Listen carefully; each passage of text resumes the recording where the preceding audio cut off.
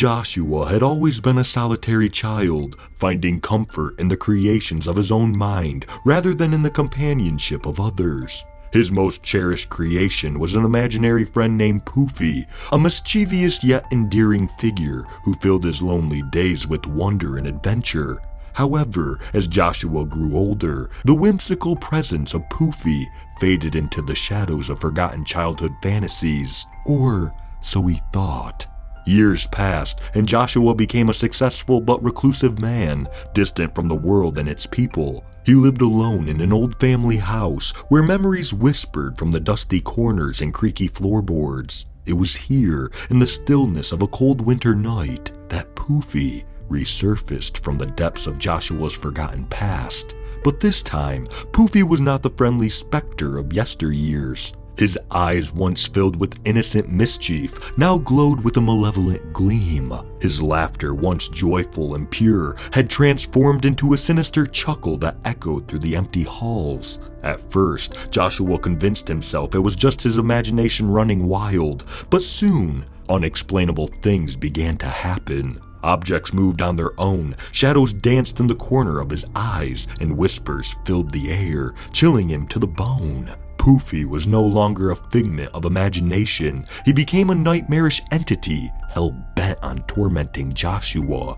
Each night, the haunting grew worse, Poofy's once playful pranks turning into violent outbursts. Pictures flew off the walls, furniture overturned, and chilling messages appeared scrawled across the mirrors. Joshua's once safe haven became a prison of paranormal terror. Desperate, he sought help from mediums and paranormal experts, but to no avail. They all left, terrified by the malevolent forces that seemed to defy all logic and understanding. As days blurred into relentless nightmares, Joshua's health deteriorated. Dark circles formed under his eyes, his skin turned pale, and his once sharp mind became clouded with fear and confusion. He realized that Poofy was not just a ghost from his past, but a manifestation of his deepest fears and regrets. Poofy was a part of him, an embodiment of the loneliness and isolation that had plagued his life. The final night arrived with a suffocating sense of doom. The house trembled as if gripped by an unseen force,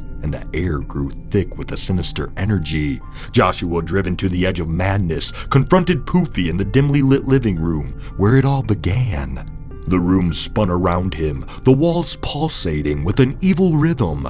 Poofy, larger and more terrifying than ever, loomed over Joshua, his grin wide and wicked. "You can't escape me, Joshua." Poofy's voice was a gruttle whisper. "I am you, your creation, your fear. I am what you made me."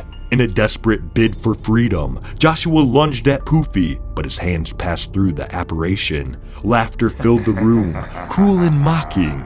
Joshua staggered back, his heart pounding in his chest. He knew then that there was no escape. Poofy was a part of him, an inescapable shadow of his own making. As the clock struck midnight, a final act of terror unfolded. The house shook violently, windows shattered, and the walls seemed to close in.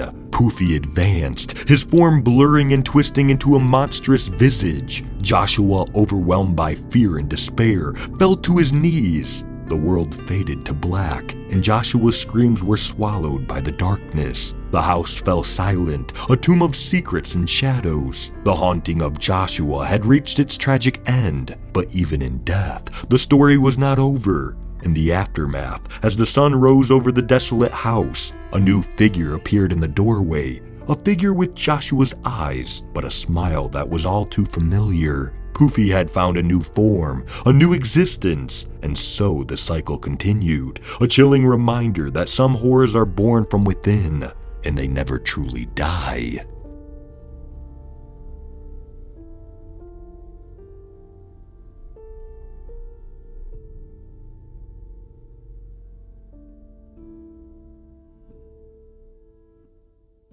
Thank you for listening to My Childhood Imaginary Friend Came Back. If you enjoyed this story, please leave a like, and if you enjoy hearing stories from me, please subscribe and become a resident of Hill Street, and let me know how I'm doing in the comments.